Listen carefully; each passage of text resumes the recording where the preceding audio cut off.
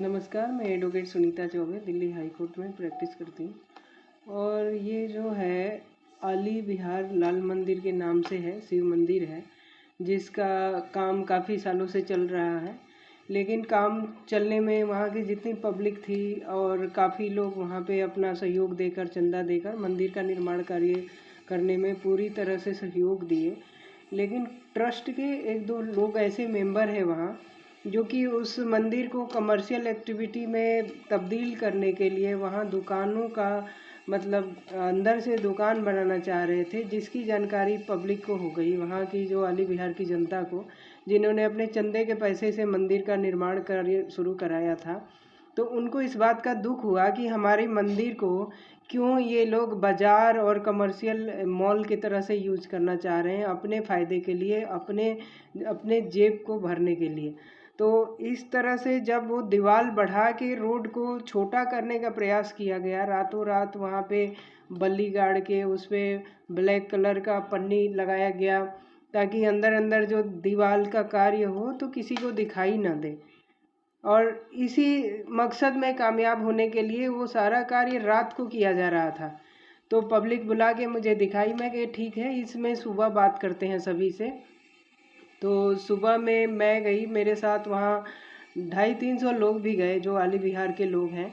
और वहाँ शेर सिंह हैं और भी एक दो वहाँ जिम्मेदार, कुछ उनका नाम तो मुझे नहीं पता।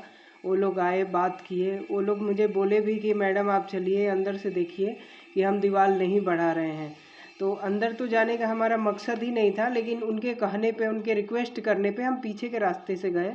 और रास्ते से जाके जब देखे तो वो पन्नी 10 फुट आगे बढ़ा के दीवार को, वो मतलब रास्ते में वो दीवार को मतलब बनाने का उनकी तैयारी थी। हमने कहा कि आप इतना क्यों बढ़ा के बना रहे हो? तो उन्होंने कहा कि ये सिर्फ पन्नी लगाई गई है, दीवार जहाँ थी वहीं बनेगी। लेकिन फिर इनका जो मेन मकसद था, ये लोग समझे कि अब तो पब्लिक इसको रोक रही है, तो अब इसी चीज़ को करने के लिए इन्होंने पब्लिक के ऊपर गलत आरोप लगाया कि पब्लिक हमारे ऊपर जानलेवा हमला की। फिर मेरे ऊपर आरोप लगाया बाबुल रेखा चौहान ने कि सुनीता चौबे बाबा के ऊपर आक्रमण करवा दी। बाबा जबकि ऑलरेडी देखने से ही लगते हैं कि सांस के मरीज हैं। वो दो लोगों को भी वहाँ खड़ा होकर, हम लोग तो ऐसे ही नहीं गए कि तो छूते ही वो मरने वाली बात है भाई। इस संबंध में पुलिस का क्या रुख है? अब इसमें ये जो एसएचओ को ये इन्होंने कंप्लेंट दी थी, एसएचओ उसमें जो भी कार्रवाई कर रहे हैं, लेकिन एसएचओ पे इनको विश्वास नहीं हुआ। तो अब ये मामला ये विजिलेंस को दे रखे हैं। विजिलेंस से मेरे को कॉल आई है कि मैडम आप आगे स्टेटमेंट दीजिए, क्योंकि आपके ऊपर एक कंप्लेंट है कि आपने वहाँ के कमलगिरी महाराज पे हमला करवाया, आक्रमण करवाया वहाँ के पब्लिक द्वारा।